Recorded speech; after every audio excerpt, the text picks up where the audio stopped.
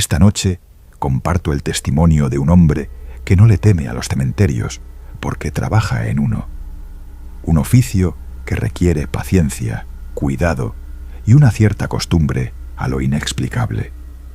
Pero incluso entre quienes conviven con la muerte, hay cosas que no se cuentan. El autor se llama Carmelo Juncal, tiene 58 años, vive en un pueblo pequeño de Galicia y lleva más de 30 inviernos abriendo y cerrando tumbas.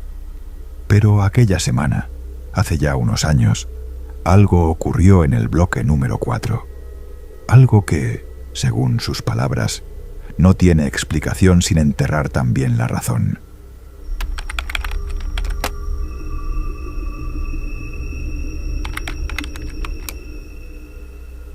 Me llamo Carmelo, tengo 58 años y soy enterrador en el cementerio de Orrodelo, un pueblo de poco más de 600 personas cerca de la costa gallega. A estas alturas creo que he visto de todo. Gente que viene a hablarle a sus muertos en voz baja. Gente que deja flores y nunca vuelve. Cruces que se caen solas, aunque no haya viento. Lápidas que sudan agua sin que haya humedad. Nada me asusta ya. Al menos eso pensaba. Esto pasó hace unos 3 años. Era febrero, temporada baja para entierros, por decirlo de algún modo. Frío, llovizna y barro. Habíamos tenido un fallecimiento reciente, un hombre mayor del pueblo, viudo desde hacía tiempo. Nada raro, gente de aquí. Se hizo todo como siempre, velorio sencillo, cementerio a media mañana, 2 hijos, un nieto, algún vecino. Nada fuera de lo habitual. Lo enterramos en la parcela 4B, justo al lado del muro norte, donde da sombra todo el día. Terminamos la faena, recogimos herramientas, sellamos. Yo volví al día siguiente para comprobar que todo estuviera bien, como hago siempre. Y ahí empezó lo raro. La tierra del 4B estaba removida. No abierta del todo, pero claramente removida. Como si alguien hubiera intentado desenterrarlo con las manos. Sin pala, sin huellas. Pensé que algún animal habría escarbado.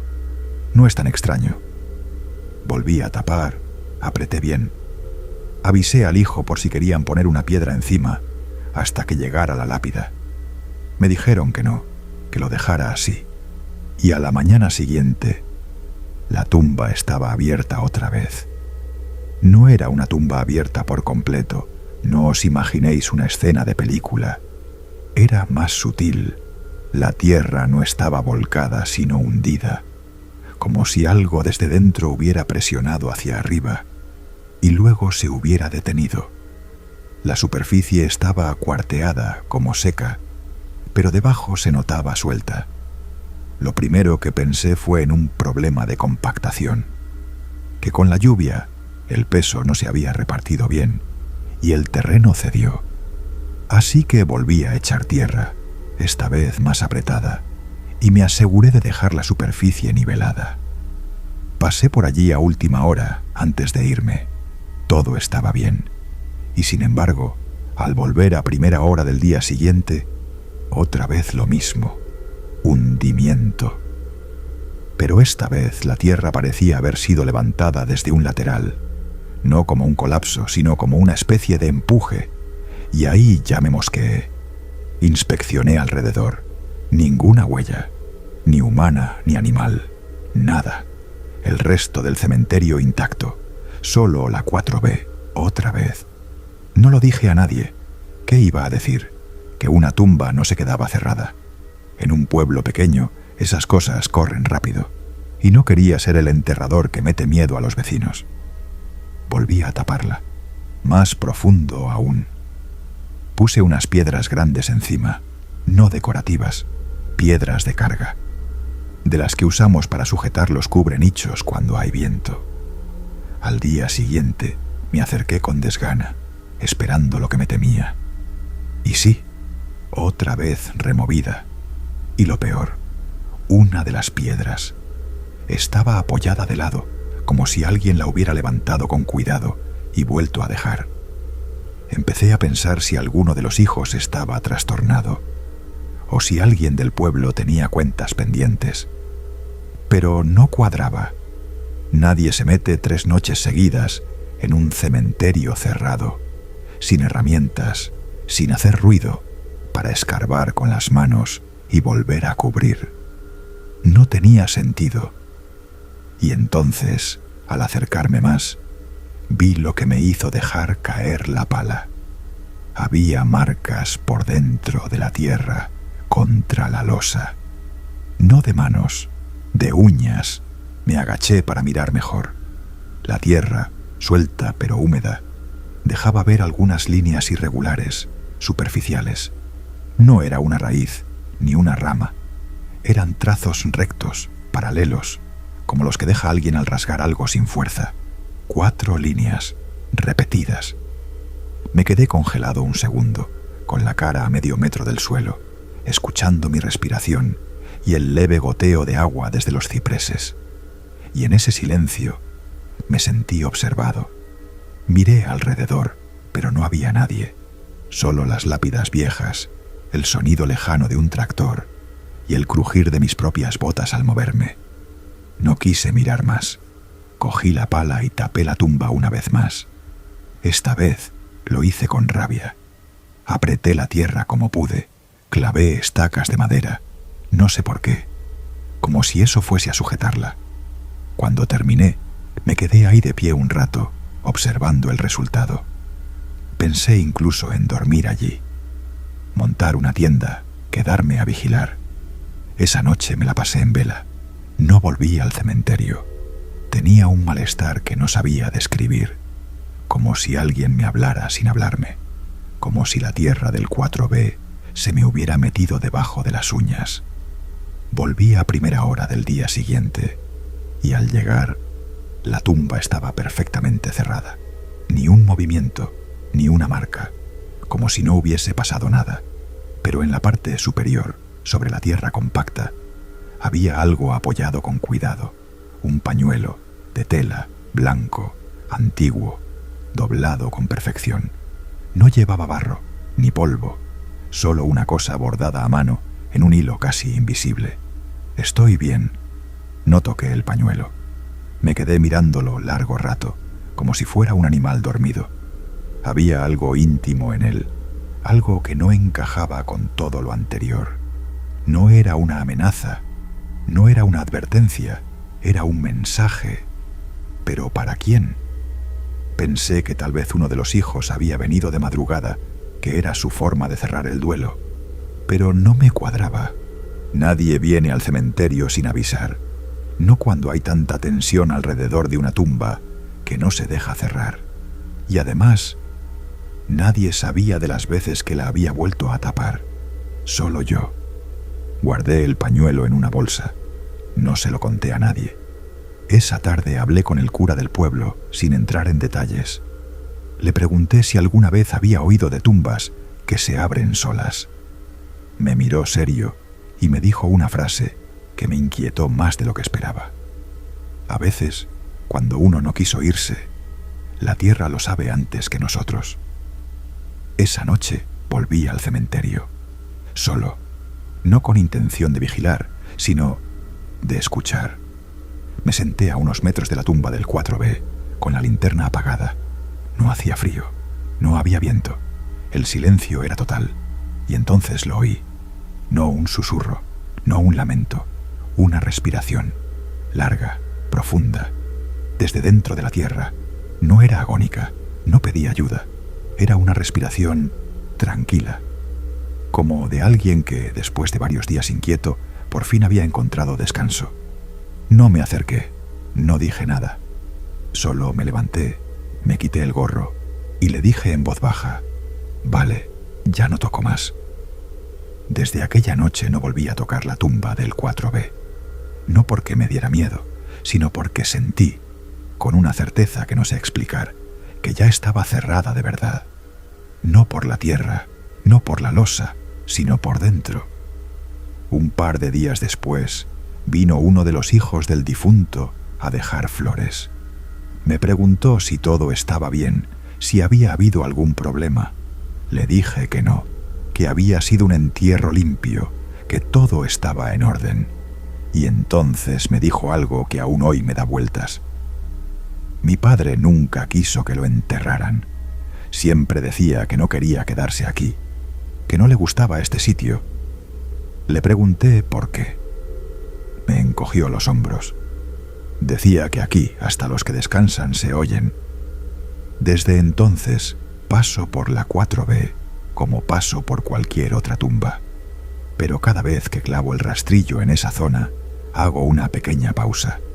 Y a veces, solo a veces, noto que el mango vibra, como si hubiera algo que se mueve ahí abajo. No fuerte, no amenazante, solo presente. El pañuelo lo guardo en una caja en casa. Nunca lo toqué sin guantes. Y lo curioso es que, con el tiempo, el bordado empezó a deshacerse.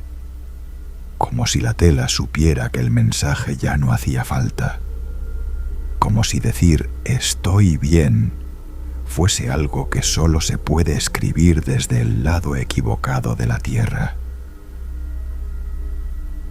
Antes de seguir con el próximo relato, dime de dónde nos escuchas y a qué hora. Déjamelo en la caja de comentarios. Y ahora sigamos. El siguiente relato nos llega de un empleado municipal que, entre rutinas repetidas, encontró una excepción inquietante. El autor del relato se llama Óscar Lázaro. Tiene 46 años y vive en un pequeño pueblo de Cáceres. Su historia comienza de forma sencilla, como casi todas las cosas que acaban convirtiéndose en un peso difícil de explicar.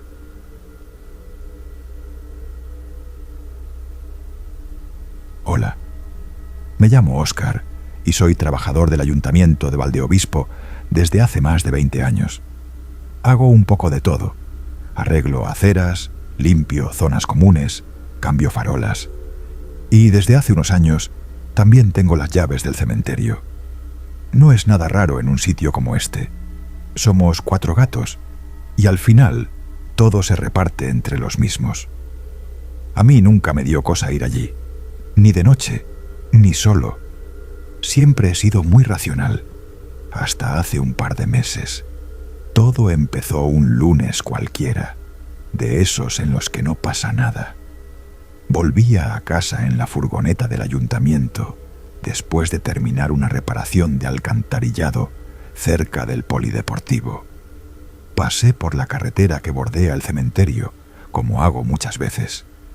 Esa zona no tiene apenas iluminación. Solo un punto de luz a unos 30 metros de la entrada principal. Y fue justo al pasar por ahí cuando lo vi por primera vez. Una luz dentro del bloque de nichos, concretamente en el hueco del número 17. Era tenue, como una luciérnaga atrapada. Pensé que sería el reflejo de algún coche aparcado cerca, pero no había ninguno. Y además, al girar el cuello para mirar mejor, me di cuenta de que no era un destello, sino algo más estable, como un piloto muy débil, palpitando. Me quedé un par de minutos observando desde la furgoneta y luego seguí mi camino sin darle mucha importancia. Pero al día siguiente, a la misma hora, volvió a pasar. Y al tercero también. Y entonces empecé a fijarme mejor. Y lo que vi no tenía lógica.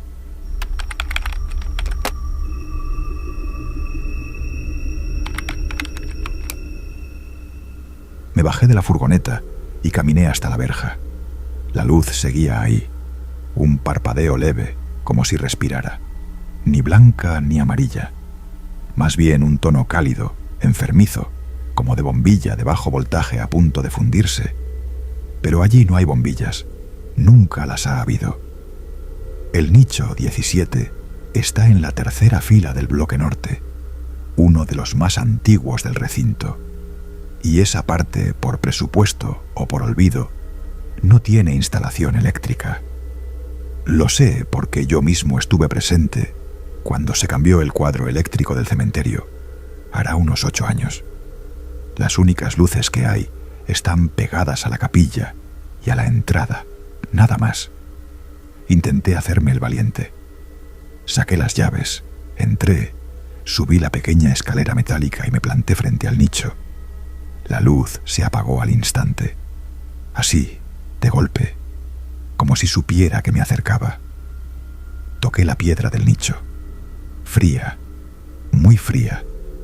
No había rastro de humedad ni de ningún aparato que pudiera emitir esa luz. Me quedé allí parado un rato, con los nudillos apoyados en la inscripción. No había nada raro, salvo por una grieta apenas visible que cruzaba la esquina superior izquierda. El nombre del difunto era Luis G. Clemente, fallecido en 1998. No me sonaba. Miré alrededor por si había algún tipo de sensor o dispositivo extraño. Nada, todo en silencio, salvo por el crujido de las ramas secas a lo lejos. Volví a casa con una sensación que no sabía cómo clasificar. No era miedo, era algo más viscoso, más persistente, como si me hubieran rozado la conciencia con una pluma muy fina. La noche siguiente no pasé por allí, di un rodeo. Y aún así, antes de dormirme, veía el parpadeo cada vez que cerraba los ojos. No lo comenté con nadie. ¿Qué iba a decir? ¿Que me estaba obsesionando con una luz que nadie más veía? En el pueblo, las cosas se saben rápido, y yo no tenía ganas de ser el tema del bar durante semanas. Pero la semana siguiente me tocó, por cuadrante, limpiar la zona del cementerio. Maleza, hojas, un poco de pintura en la verja. Trabajo sencillo. Fui por la mañana cuando el sol empezaba a calentar, y no había ni un alma, literalmente. Decidí subir de nuevo a mirar el nicho 17, a plena luz del día. La grieta seguía ahí, pero esta vez vi algo más. En la base del nicho, entre la piedra y el marco de cemento, había una pequeña cantidad de cera seca, como si alguien hubiera encendido una vela y la hubiera dejado escurrir. El detalle me dejó helado, porque ¿quién demonios enciende una vela en un nicho a 2 metros de altura? ¿Y por qué no había restos de mecha? Solo cera, casi fusionada con la piedra.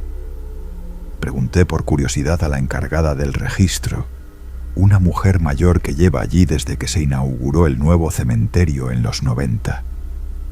Le pedí si podía mirar quién era el tal Luis G. Clemente. Me dijo que no figuraba en la base digital, pero que en las fichas antiguas podía que sí. Al cabo de un rato me llamó. «Mira», me dijo, «según esto, Clemente fue enterrado en 1998, sí, pero la ficha no tiene número de nicho, está en blanco». Me enseñó el papel y efectivamente, donde debía poner ubicación exacta, no había nada. «¿Y eso por qué?», le pregunté. Se encogió de hombros. «A veces pasa. Se hizo el entierro, pero no se apuntó el hueco. Aunque si está la lápida ya sabes dónde está». «¿No?». No contesté, porque por primera vez empecé a dudar de si realmente lo sabía. Aquel día volví a casa con el run run bien metido en la cabeza. Lo de la cera me tenía inquieto, pero lo de la ficha sin ubicación me sacaba más todavía. Era como si el sistema se resistiera a confirmar que Clemente estaba realmente allí, como si su tumba fuese un accidente. Esa noche no quería pasar por el cementerio. De verdad que no.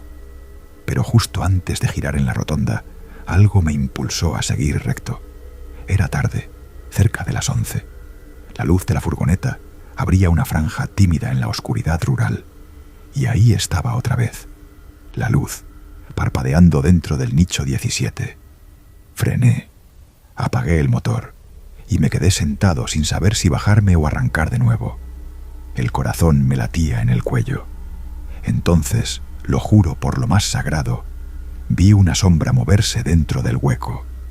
No era una figura, no era clara, pero era una alteración en la luz, como si alguien hubiera pasado por delante de una lámpara.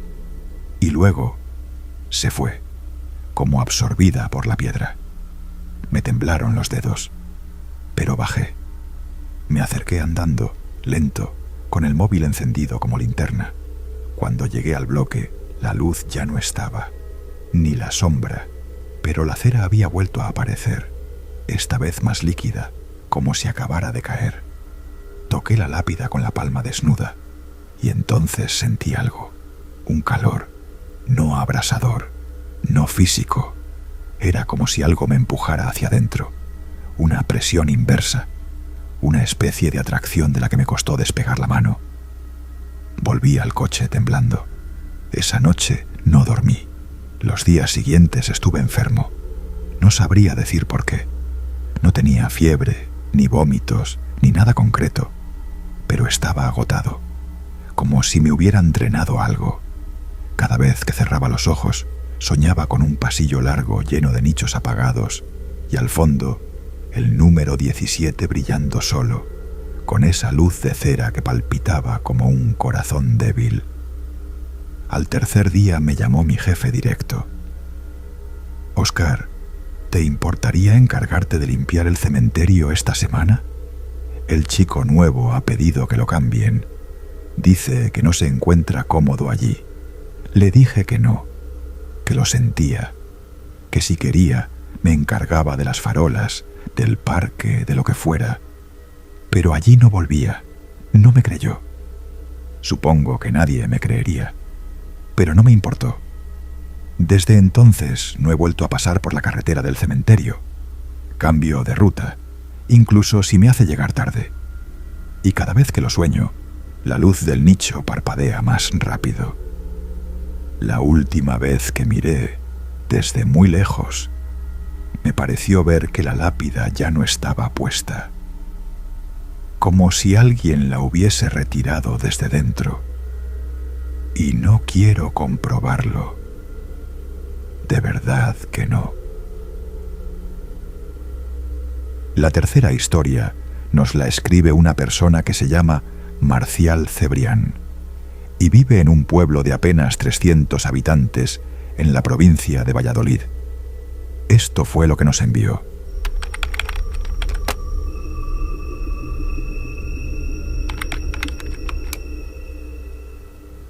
Hola, me llamo Marcial, tengo 42 años y nací en este pueblo.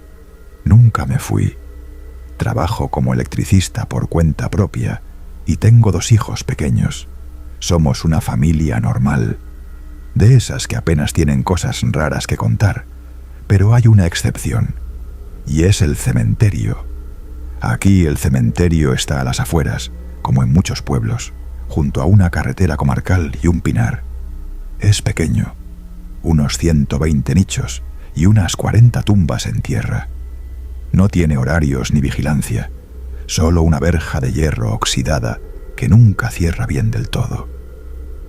Hace 2 veranos empezamos a ir los domingos por la tarde a limpiar la tumba de mis padres. Era una costumbre sencilla: bayeta, agua, flores nuevas. A los niños les dejábamos jugar con piedrecitas mientras mi mujer y yo limpiábamos. Y fue entonces cuando la vimos por primera vez. Una tumba de tierra, muy limpia, sin cruz, sin lápida, sin nombre, solo un montículo de tierra con flores frescas. Eso fue lo que nos extrañó, que estuvieran tan frescas, no de esas de plástico, no de las que duran una semana, rosas recién cortadas, cada domingo nuevas. Pensamos que era de alguien reciente, que la familia aún no había puesto la lápida, pero pasaban las semanas y seguía igual, ni cruz, ni inscripción, solo tierra y flores frescas. Mi mujer fue la primera en decirlo en voz alta. ¿Y si no es de nadie? ¿Cómo no va a ser de nadie?, le dije. Alguien viene cada semana, mira las flores, pero ya entonces me sonaba raro. En los pueblos se sabe todo. ¿Quién ha muerto? ¿Quién está enfermo? ¿Quién viene de visita? Pero nadie sabía nada de una tumba nueva sin nombre. Ni el párroco, ni la señora que lleva las llaves del osario, ni siquiera el enterrador que se encarga de desbrozar cada 15 días. Él solo dijo: «Eso lleva ahí meses. Nadie me ha pedido excavarla». Volvimos a mirarla al siguiente domingo. Esta vez no eran rosas, eran margaritas, también frescas, también acomodadas con cuidado. Y entonces los críos dijeron algo que nos heló la sangre. «¿Quién es esa señora que siempre se agacha ahí?» «¿Qué señora?» «La del vestido azul, la que llora». Mi mujer me miró, pálida. No habíamos visto a nadie. Les preguntamos una y otra vez. Dijeron que solo la veían desde lejos, cuando jugaban detrás del ciprés, que nunca la veían entrar ni salir, solo que ya estaba allí. Y siempre agachada, siempre quieta. Ese domingo no dormimos bien, ni ese ni los siguientes. Fue entonces cuando empezamos a ir en distintos horarios. Un miércoles por la tarde, un viernes al mediodía, un sábado por la mañana. Y siempre había flores nuevas. Una noche de tormenta, no recuerdo por qué, me desperté alrededor de las 3. Bajé a la cocina a por un vaso de agua y vi por la ventana trasera que el cementerio, a lo lejos, parecía tener una luz encendida. Era imposible, no hay farolas allí, solo el resplandor lejano de la carretera cuando pasa algún coche. Pero esa noche no pasaban coches, y la luz no era amarilla, era tenue, como la de una linterna envuelta en tela. Titilaba como si se moviera. A la semana siguiente tomamos una decisión. Iríamos de noche, desde fuera, sin entrar, solo para ver si veíamos a alguien. Mi mujer se quedó en casa. Fui con mi cuñado, que es más lanzado. Aparcamos lejos, cerca del camino de tierra que bordea el muro oeste del cementerio, y esperamos dentro del coche, con el motor apagado. Silencio, cielo cubierto, frío de abril. Y entonces ahí estaba, una figura agachada, frente a la tumba. No se movía, no se giraba, no hacía nada, solo estaba allí, de rodillas, como rezando, como esperando. Era imposible saber cuánto tiempo llevaba así, ni cómo había llegado. Mi cuñado quería irse, yo no podía dejar de mirar. Después de una media hora, ya no sabíamos si seguía allí o si solo era la forma de la tierra. Pero algo en el ambiente cambió. Un olor húmedo, raro, como si acabara de escarbarse algo fresco. Encendí el coche y nos fuimos. No dijimos ni una palabra en el camino. Esa semana no volvimos, ni al cementerio ni a hablar del tema. Había algo enfermizo en ello, como si mirar de más pudiera traernos algo a casa. Pero el domingo siguiente, los niños insistieron en ir a ver a los abuelos. Llevaban flores que habían cogido del campo. Fuimos temprano, con el sol en lo alto. Todo parecía normal. Todo, menos esa tumba. Las flores de la semana anterior seguían allí, marchitas, y junto a ellas, unas nuevas. Pero esta vez no eran flores del campo, ni de floristería. Eran flores de plástico, viejas, polvorientas, como sacadas de otra tumba. Y había algo más. Un papel doblado, húmedo por el rocío, entre las flores nuevas. Lo abrí. No tenía nada escrito, solo una huella de labios pintados en rojo fuerte. No perfume, no palabras, solo esa marca. Mi mujer dijo que era una broma, que seguramente algún adolescente del pueblo jugaba con nosotros. Pero en el pueblo nadie sabía nada. Nadie admitía haber estado allí. Nadie reconocía la tumba. Y cada vez que preguntábamos, más incómoda se volvía la gente. Mi hijo mayor, que tiene 7 años, me dijo algo que me hizo sudar frío. «Papá, ¿tú sabes si esa tumba es para alguien que todavía no se ha muerto?» No le respondí. ¿Cómo iba a hacerlo? Hemos dejado de ir, no al cementerio, sino a esa parte. Tomamos otro camino. Miramos hacia otro lado, pero no sirve de nada. Hace 3 semanas pasé por allí al mediodía, yo solo, y vi las flores, un ramo nuevo, perfecto, y lo reconocí. Era el ramo que había dejado yo mismo sobre la tumba de mis padres hacía solo 2 días. Mismo lazo, misma tarjeta. Lo habían movido, lo habían cambiado de tumba. Esa tumba que no tiene nombre, que no tiene cruz, que no debería estar ahí. Lo comenté con el párroco una última vez. Solo dijo: esa tumba no está en los registros, no existe, y añadió: no vuelva a tocar nada. Ahora, cuando paso por allí, acelero el paso. Pero a veces, cuando hay niebla, juro que entre los cipreses distingo una figura agachada. No se mueve, no dice nada, solo espera. A lo mejor no es importante. A lo mejor, como dijo mi hijo, esa tumba está reservada. El último relato sobre cementerios nos llega de la mano de una joven de 17 años.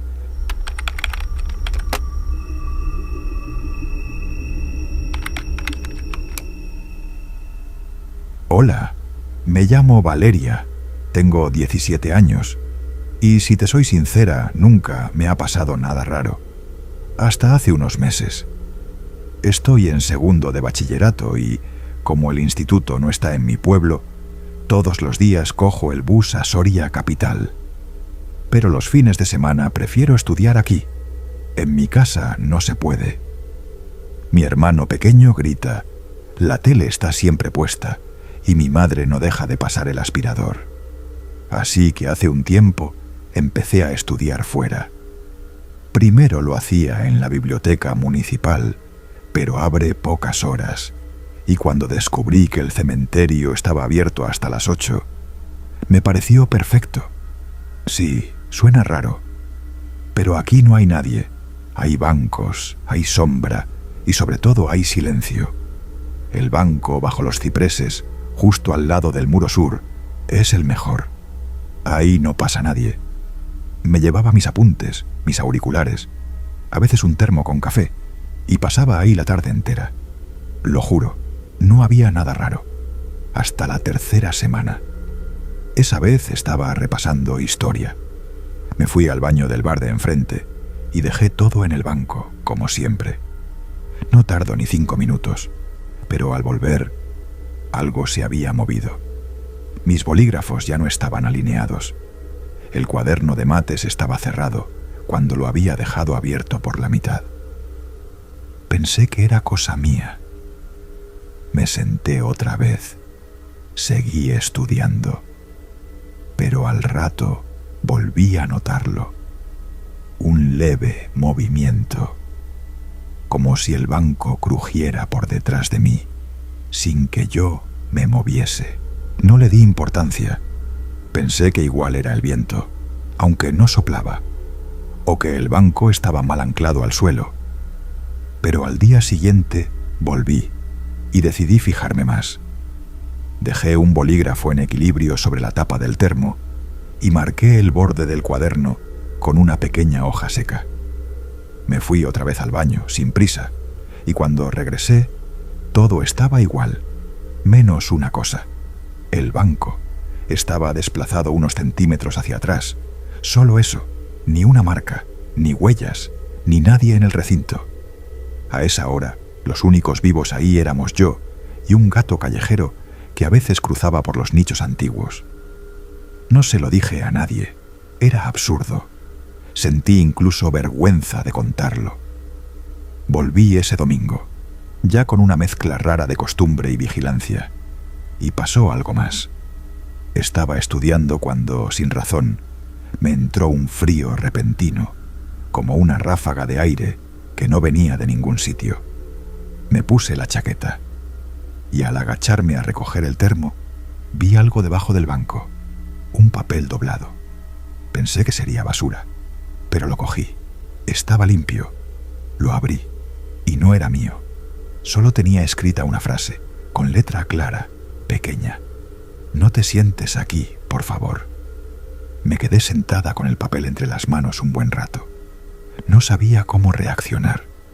No era una amenaza, no era un insulto, ni siquiera un mensaje extraño. Solo una petición. pero algo en la forma de estar escrita, en la tinta ligeramente corrida por la humedad, me dio una sensación extraña, como si llevara mucho tiempo ahí esperando ser leída. Lo guardé en la carpeta, fingí que no pasaba nada, pero no pude seguir concentrada. Me fui antes de lo habitual. Esa noche no dormí bien. Me repetía a mí misma que era una tontería, que cualquiera podía haberlo escrito. Un chaval aburrido, una broma. Pero a la mañana siguiente, al sacar mis cosas, noté que la carpeta olía diferente. No a papel, no a tinta. Olía a tierra mojada. Aún así, volví el sábado siguiente. No sé si por costumbre o por necesidad. No quería que el miedo me quitara el único sitio donde podía concentrarme. Y cuando llegué, ya desde la entrada, noté algo raro. El banco, mi banco, ya no estaba allí. Me quedé quieta, de pie, mirando el claro entre los cipreses. El espacio vacío donde había estado el banco. Creí que lo habían retirado por mantenimiento o algo así. Pero no había señales de que lo hubiesen movido con herramientas. Ni marcas, ni tierra removida. Nada. Di una vuelta por el cementerio, un poco nerviosa, buscándolo, y entonces lo vi. Estaba al otro lado, junto al muro norte, donde da menos el sol y los bancos están medio ocultos por arbustos. Era el mismo. Lo reconocí por una mancha de tinta seca en la madera, una que hice yo misma al romper un bolígrafo. Me acerqué, y sobre el banco había algo, mi cuaderno, el que había dejado en casa el fin de semana anterior, abierto, en la página de apuntes de historia, con esa misma frase escrita al final del margen: «No te sientes aquí, por favor», pero esta vez con mi propia letra. No recuerdo haberlo escrito, de verdad. Llevo desde entonces revisando cada hoja de ese cuaderno, comparando trazos, pensando si quizá lo hice sin querer o medio dormida. Pero no tiene sentido. Esa noche decidí no contárselo a nadie.